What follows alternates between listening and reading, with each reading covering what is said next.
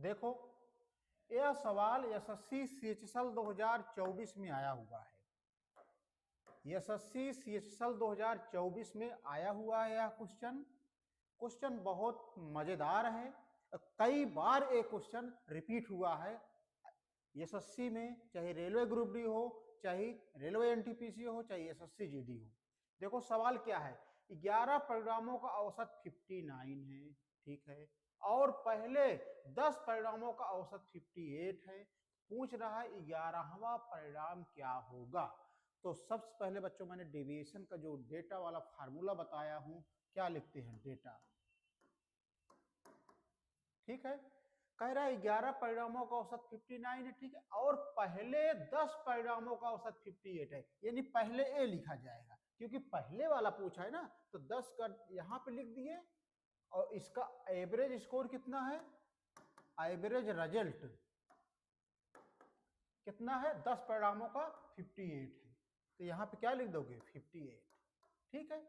अब बच्चों जब 10 का 58 है, पूछा है 11 परिणामों का, अब 10 हो गया है तो एक बचा है, तो एक यहाँ पे लिख दो। लेकिन एक का तो कोई परिणाम दिया नहीं है औसत, तो यहाँ पे क्या मान लो, यक्स। अब इसको 10 और 1 11 का औसत कितना दिया है 59। इसका कहने का मतलब ये है बच्चों कि इसका पूरा औसत दिया है 59। ये हो गया हमारा स्ट्रक्चर, ठीक है। अब देखो, अब डेविएशन रूल लगा दो आप। 58 में 59 घटेगा तो कितना जाएगा, -1, -1 से 10 से गुणा करोगे कितना जाएगा, -10। अब बच्चों यहाँ पे एक चीज ध्यान से देखो, यक्स का कोई मान नहीं होता है, यक्स का कोई मान नहीं होता है, ठीक है। अब कितना आ गया, -10, -10 आ गया। अब देखो -10 को औसत का मतलब क्या होता है, दोनों पक्ष बराबर होना चाहिए। मेरे कहने का मतलब है जैसे -10 है, हम इसको प्लस के बराबर 0 कर लें, तो के बराबर क्या हो जाएगा, जब 10 इधर जाएगा तो क्या हो जाएगा, प्लस। हम यहाँ पे क्यों क्यों के क्यों माने, बच्चों का यही सवाल है मन में। बच्चों इसलिए के बराबर 0 हमने माना क्योंकि एवरेज डेफिनेशन बताता है कि जैसे -10 है, -10 है, तो इसका पक्ष जो होगा, यानी तराजू वाला नियम जब लगेगा तो तराजू में क्या है कि दोनों पर्ण बराबर होता है ना, अगर कुछ समान नहीं रखा है तो दोनों पर्ण बराबर होता है, तो इसको बराबर करने के लिए क्या कर दोगे, +10, -10 है तो +10 कर देते हो। इसलिए हम ये वाला कॉन्सेप्ट समझा करके हम प्लस के मान लेते हैं, प्लस के बराबर 0 कर दिए, तो के बराबर जब -10 इधर पक्षांतर हो गए तो कितना हो जाएगा, 10। अब हमारा एवरेज शुरू में क्या था, शुरू हमारा एवरेज था 59 और प्लस यही 10 जोड़ लो तो कितना हो जाएगा, 69। तो बच्चों अगर ये कंसेप्ट आपको समझ में आया हो, ये सवाल बार बार आते हैं प्रश्न में, इसलिए मैं आपसे रिक्वेस्ट कर रहा हूं कि इस सवाल को ध्यान दे करके आप ये वाला कंसेप्ट समझ लीजिए, ये एग्जाम में कई बार आया हुआ है। तो हमारा आंसर क्या हो जाएगा बच्चों, option c is right answer. चले हम आगे, अब चलो देखो बच्चों अगला प्रश्न क्या है, ये भी आरआरबी एनटीपीसी में आया हुआ है, ग्रेजुएट लेवल में। ये कब आया हुआ है बच्चों, ग्रेजुएट लेवल में आया हुआ था, सीबीटी 1 में 2025 में, अभी लेटेस्ट प्रश्न आया हुआ है। अब देखो सबसे पहले सवाल को लगाने से पहले ध्यान पूर्वक पढ़ो कि वो एग्जामिनर पूछना क्या चाहता है। एक छात्र ने 4 विषय में क्रमशः 78, 85, 69 और 90 अंक प्राप्त किए। 4 विषय का नाम ले लिया है, लिख दो संख्या क्या, 78 है, ठीक है, 85 है, 69 है, 20 है, 69 है और क्या है, 90 है।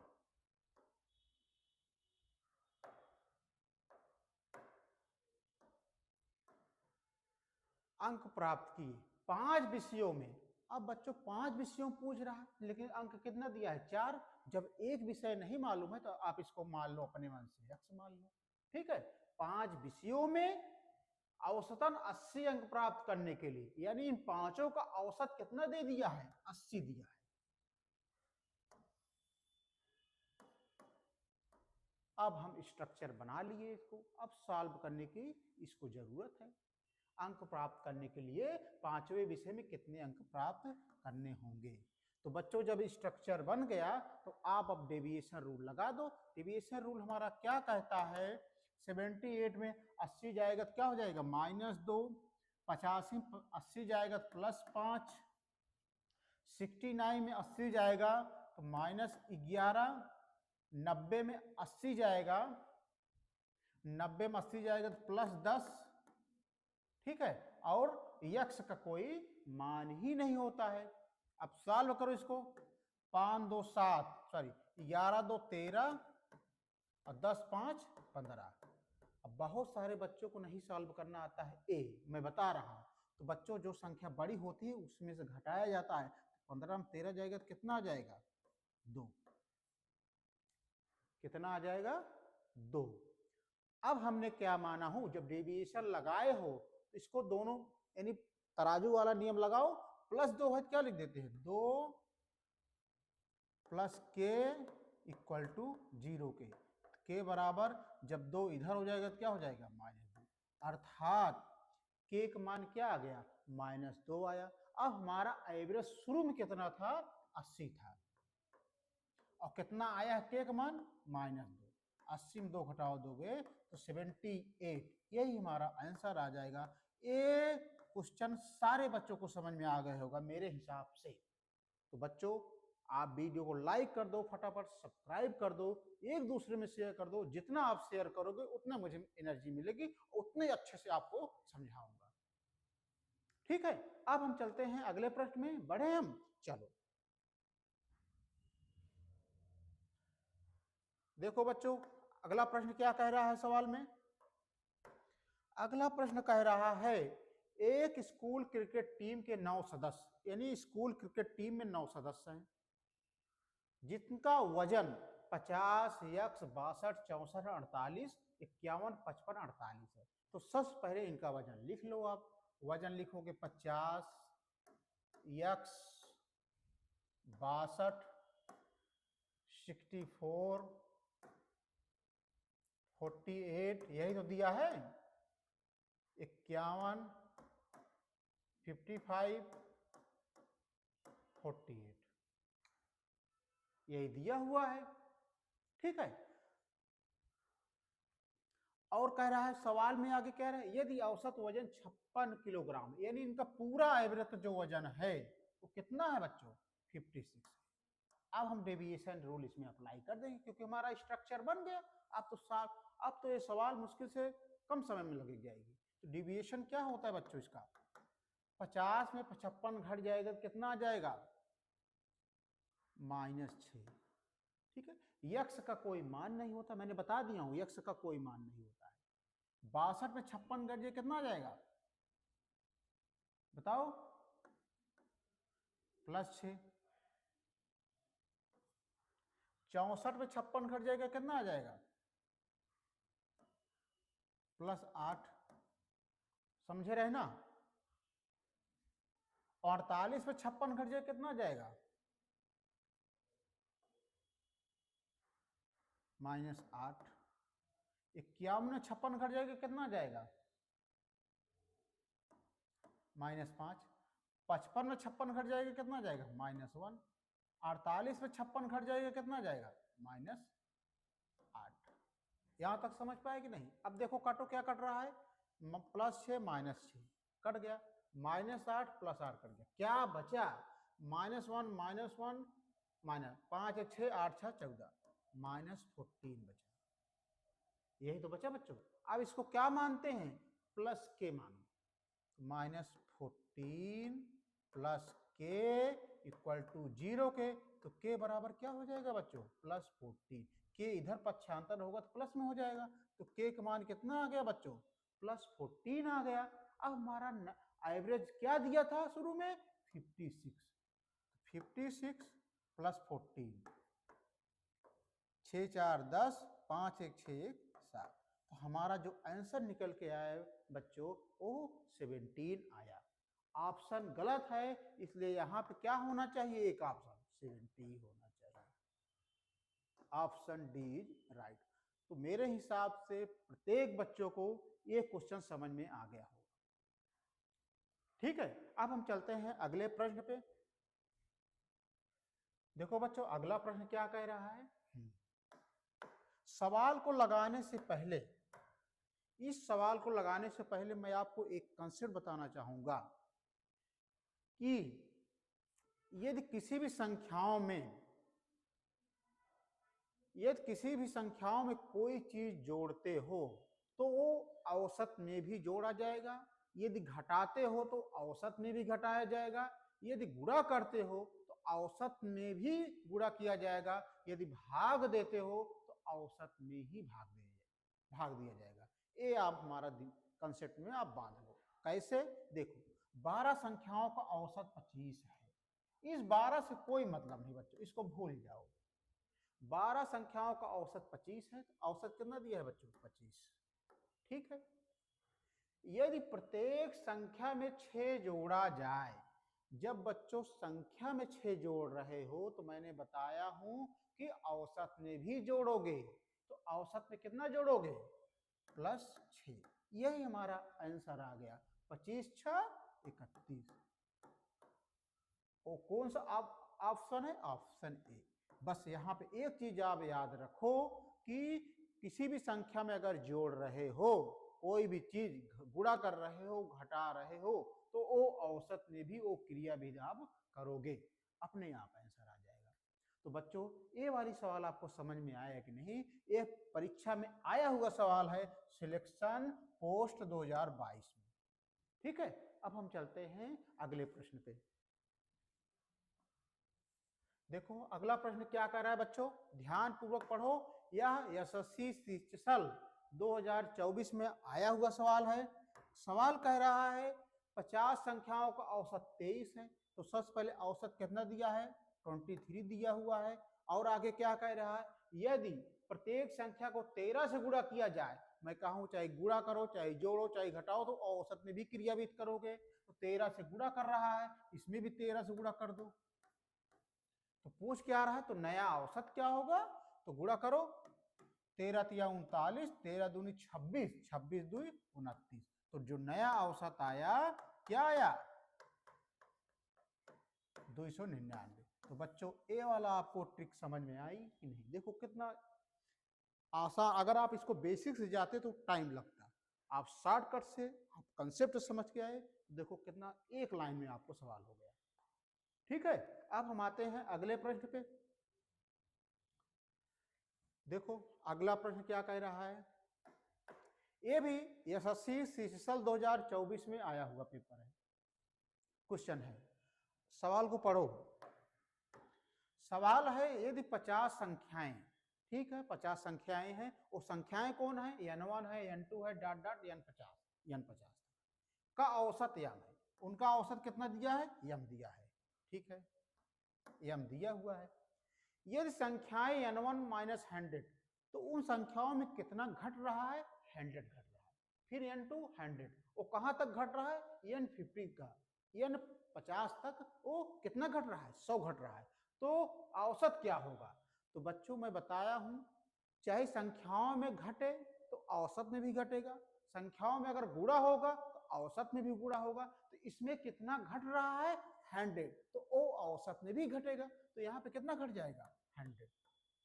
ये हमारा आंसर हो गया, बस ज्यादा भागने की जरूरत नहीं। तो जो हमारा औसत आया क्या आया, या -100। कौन सा ऑप्शन है, option D is right answer. प्रत्येक बच्चों को एक कंसेप्ट अगर समझ में आ रहा हो तो वीडियो को ज्यादा से ज्यादा आप सब शेयर करो और सब्सक्राइब करो। ठीक है, चलो हम आते हैं अब अगले प्रश्न पे। देखो बच्चों अगला प्रश्न क्या कह रहा है, ध्यान से पढ़ना सवाल को। सारे बच्चे जानते हैं कि 100 में कितना 100% है, अगर इसमें से आप 60 निकाल लो अगर इसमें से आप 60% निकाल लो तो कितना बचेगा? 40 बचेगा कि नहीं? ठीक है, बस n संख्याओं का औसत 45 है। ठीक है, यदि 60% संख्याओं को प्रत्येक में 5 बढ़ा दिया जाए, बच्चों यहाँ पे बात कर रहा है 60% संख्याओं को प्रत्येक में 5 बढ़ा दिया जाए और शेष संख्याओं को प्रत्येक में 10 कम कर दिया जाए, तो इस तरह प्राप्त संख्याओं का औसत क्या होगा? यहाँ पे डबल बात हो गई है। इसका मतलब क्या हुआ है बच्चों? डेटा, ठीक है, एवरेज, एवरेज नंबर, ये दो चीज है। कह रहा है प्रत्येक संख्याएं तो एवरेज नंबर और औसत डेटा बोल दिया है। 60% संख्याएं यानी कितना पहले बढ़ा दिया? 60%। 60% बढ़ा संख्याओं में से प्रत्येक 5 बढ़ा दिया जाए, यानी 60% में कितना बढ़ा रहे हो? 5%, 5 बढ़ा रहे हो। ठीक है, तो कितना बचा रहा? कितना, जब 60 बढ़ रहा है, जब 60 निकल आए तो कितना बचा है? 40 बचेगा। 40 पे कितना कम हो रहा है? 10। यहाँ पे 10 कम करो। ठीक है, इसको मैं अनुपात विधि से लगा दूंगा। अनुपात विधि से मतलब क्या होगा? 20 तिहाई 60, 20 दूना 40। ठीक है, अब 5 तिहाई 15, 10 दूना 20, 15 में 20 गए, कितना आएगा? -5। और इनका जोड़ो अनुपातिक योग, 3 2 5, 5 से 5 कट गया, कितना आ गया? -1 आ गया। अब -1 आ गया बच्चों, तो एवरेज क्या दिया हुआ है? एवरेज दिया हुआ n संख्याओं का औसत 45 है। तो क्या करोगे? एवरेज में से यही जो आया है मान घटा दोगे, तो 45 से 1 गए 44। यही हमारा आंसर आ गया। ऑप्शन डी मैच कर रहा है। समझ पाए कि नहीं? डेटा दिया है बच्चों 60% और उसमें कितना बढ़ रहा है एवरेज नंबर? 5। तो कितना बचा? जब 60 इसमें है कितना बच गया है? अब 40। इसमें कितना घट रहा है? इसमें -10 घट रहा है, कम हो रहा है, मतलब घट रहा है। अब इसका मैंने अनुपात भी लगा दिया, 20 तिहाई 60, 20 दूना 40, 5 तिहाई 15, 10 दूना 20, 15 में 20 गए 5, इनका 3 2 5 योग है, 5 से मैंने भाग दे दिया, -1 आ गया। अब हमारा एवरेज क्या दिया हुआ है? 45। तो 45 में मैंने 1 को मैंने भाई -1 है तो -1 कर दिया, तो घट जाएगा। तो 45 में 1 गए, कितना आ गया? 44, जो कि option D is right answer. ठीक है बच्चों, ये सवाल अगर आपको समझ में आई हो तो आप वीडियो को लाइक कर दो, सब्सक्राइब कर दो, दूसरे बच्चों में भी शेयर कर दो, जिससे हमें भी थोड़ा एनर्जी आए, तो मैं आपको अच्छा से अच्छा और अच्छे से समझाने का तरीका आपको बता सकूं। ठीक है, चलो हम चलते हैं अगले प्रश्न पे। देखो अगला प्रश्न क्या है बच्चों। हम ये वाला प्रश्न पढ़ने से पहले 5 कंसेप्ट है, मैं आपको बताना चाहूंगा, क्योंकि इसमें प्राकृतिक संख्याओं का कंसेप्ट पूछ लिया है, तो मैं आपको 5 फार्मूले बताना चाहूंगा। पहला फार्मूला है बच्चों नेचुरल नंबर। नेचुरल नंबर सारे बच्चे जानते हैं। नेचुरल नंबर किसको बोलते हैं? प्राकृतिक संख्या। ये कहाँ शुरू होता है? 1 2 3 4 डॉट डॉट यहां तक। ठीक है,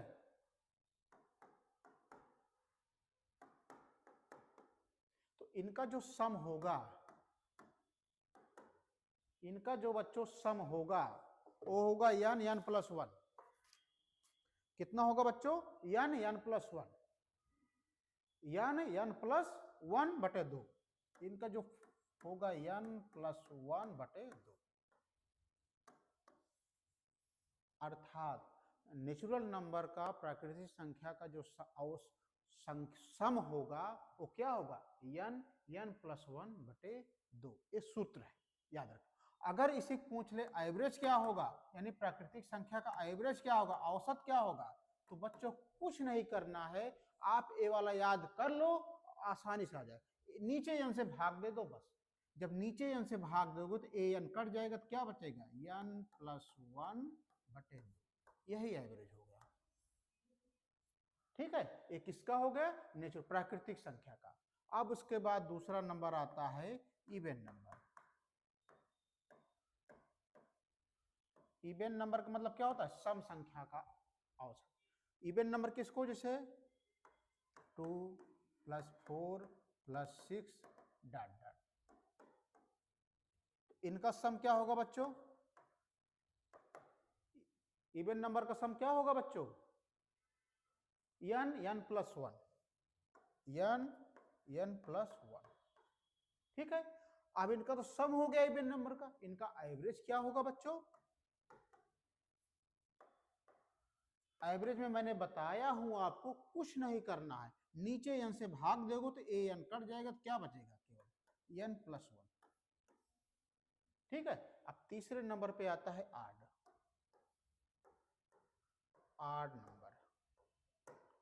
आड नंबर का मतलब जैसे क्या होगा बच्चों बताओ? 1 3 5 7, इनका सम क्या होगा? n²। इनका सम क्या होगा? n²। इनका अगर एवरेज पूछ ले तो क्या करोगे? एक n से भाग दे दोगे भाई, एक n से हमारा नियम कहता है, एक n से भाग दे दोगे, कितना बचेगा? केवल n बचेगा। ये होता है।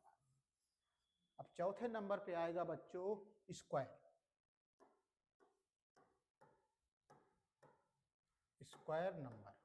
स्क्वायर नंबर कैसे होता है बच्चों? 1², 2², 3², 4² डॉट डॉट n²।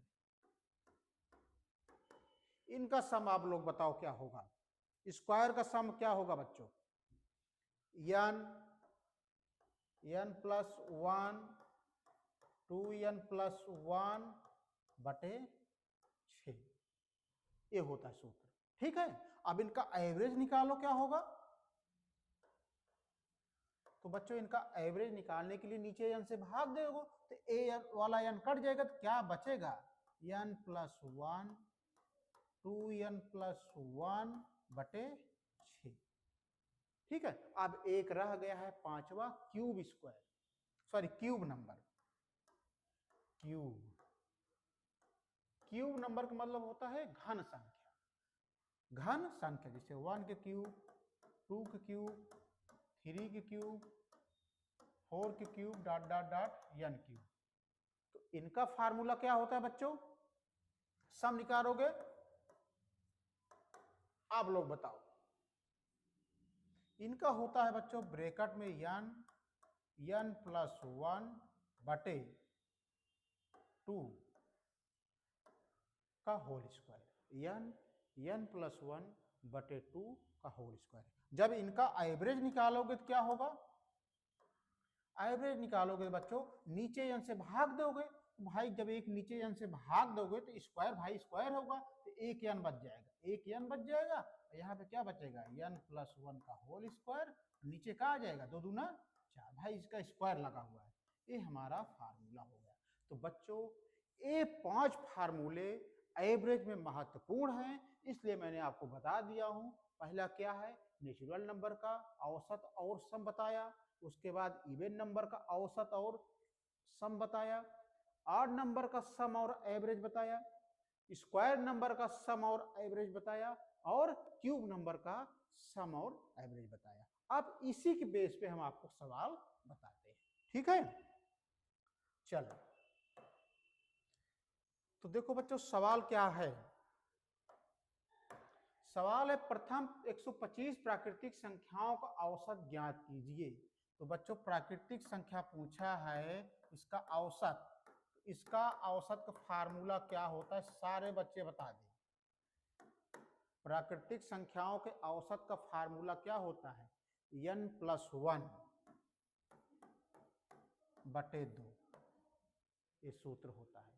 ठीक है, अब जहां n है बच्चों वहां पे 125 रख दो, तो यहाँ पे 125 + 1 बटे 2, इसको सॉल्व करो तो 126 बटे 2, 2 छंग 12, 2 तिहाई 6, आंसर कितना आया? 63। और ये किसमें मिल रहा है? ऑप्शन बी में। तो प्रत्येक बच्चों को ये वाला क्वेश्चन इस फार्मूले के जरिए समझ में आ गया होगा, हमें बताने की अब जरूरत नहीं है। तो बच्चों आप वीडियो को जितना जितना हो सके आप लाइक करो, सब्सक्राइब करो, शेयर करो। ठीक है, अब हम आते हैं अगले प्रश्न की तरफ। देखो अगर ए 9वां क्वेश्चन है, देखो 9वां क्वेश्चन क्या है बच्चों, बताओ आप लोग। ARRB NTPC graduate level CBT 1 में आया हुआ है 2025, लेटेस्ट क्वेश्चन है।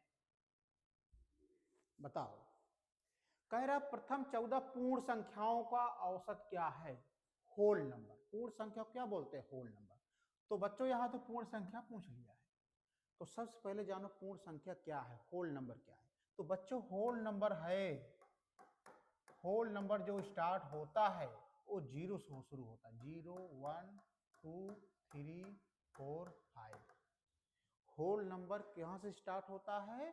0 से। और नेचुरल नंबर कहाँ से स्टार्ट होता है? 1 से। 1 2 3 4 5 डॉट डॉट।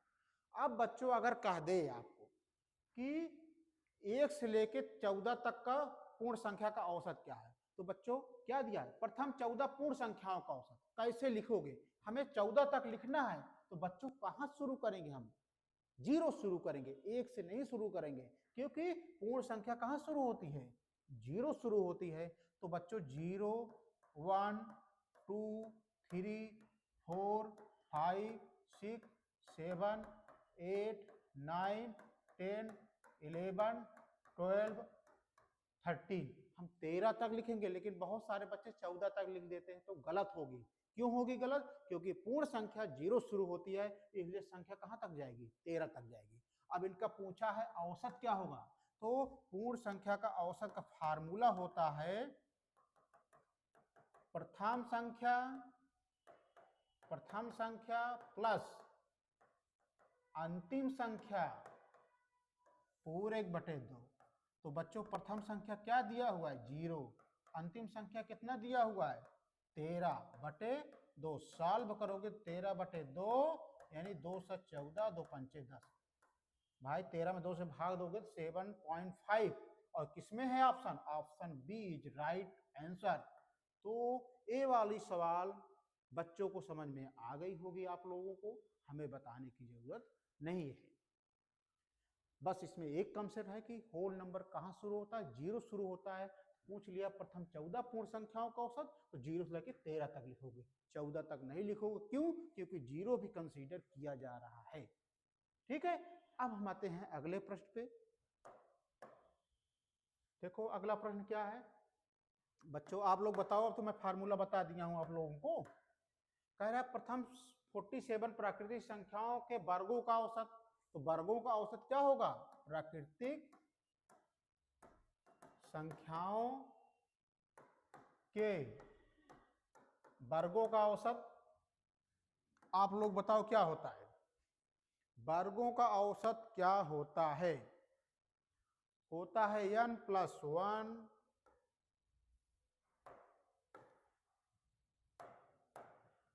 प्राकृतिक संख्याओं के वर्गों का औसत का फार्मूला क्या होता है? n+1 2n+1/6। यही तो होता है। तो n का मान कहाँ है? 47 है। n की जगह क्या रख दोगे? 47+1। ठीक है, और यहाँ पे क्या रख दोगे? 2 गुणे n की जगह क्या रख दोगे? 47। भाई 2n के बीच में कोई अंक नहीं, कोई चिन्ह नहीं, मतलब गुणा है। 47+1 पूरे 1/6। 47 + 1 48 हो जाएगा, गुणे 47 दूना 214, 214 2 चौका 8 1 9, 94 95/6। तो 3 दूना 6, 3 × 9 3, 3 × 18, 2 8 16, 8 पंचे 40, 8 9 72, 72 4 76। यानी जब इसको मैंने काटा पीटा, ऊपर क्या बचा? 8 गुणे 95 गुणा करोगे 760। तो ऑप्शन ए राइट आंसर। तो बच्चों यहाँ पे प्राकृतिक संख्याओं के वर्गों का औसत का फार्मूला मैंने लगाया n+1 ब्रैकेट में 2n+1/6। अब जहां n है वहां पे मैंने 47 रख करके सॉल्व कर लिया, तो आंसर कितना आ गया? 760। ठीक है, अब हम आते हैं अगले प्रश्न पे। देखो अगला प्रश्न क्या है? अगला प्रश्न है प्रथम 49 धनात्मक पूर्णांकों के घनों का औसत ज्ञात करो। तो बच्चों यहाँ पे घनों का औसत पूछा है, तो घनों का औसत